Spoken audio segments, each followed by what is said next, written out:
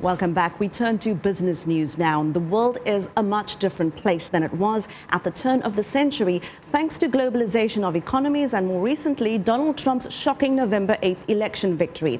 But what's the impact on Africa, especially in the light of Chinese investment on the continent? Well, Africa 54's business correspondent, Jill Malandrino, joins us live from New York. Jill, hello.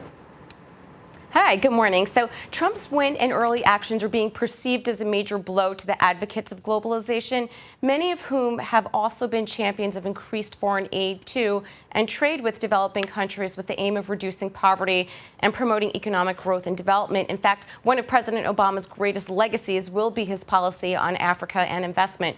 One topic we touch on frequently for this show is China's investment in the continent and the skepticism surrounding it. And I think it will be interesting to see how China's role expands in Africa and potentially emerge as the leader in global trade if President-elect Trump truly adopts a severe isolation policy.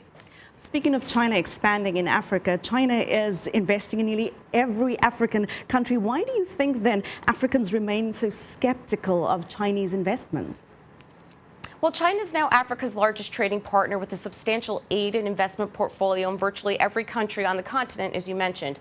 Much of the attention with China and Africa has been focused on the controversies around the blurred boundaries between aid and true investment, the lack of transparency on aid practices, and the lack of focus on democracy, human rights, and gender equality.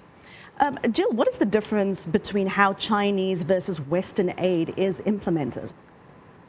I read an interesting case study on Malawi out of the University of Oslo in Norway, and they made a great case on the distinction. Although China also provides aid directed at the agricultural and medical sectors, in addition to stipends and grants for travel to China, Chinese activities are mainly related to infrastructural projects implemented in Malawi.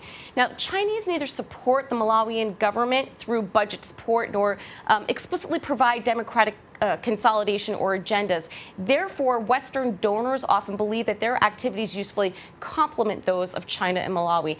Nonetheless, the Chinese believe their aid practices are much more in tune with what Malawi requires, rather than Western donors who wish to impose conditionalities on the aid recipient country. Well, Jill Malandrino, Africa 54's business correspondent, speaking to us from New York. Jill, as always, a pleasure. Thank you very much.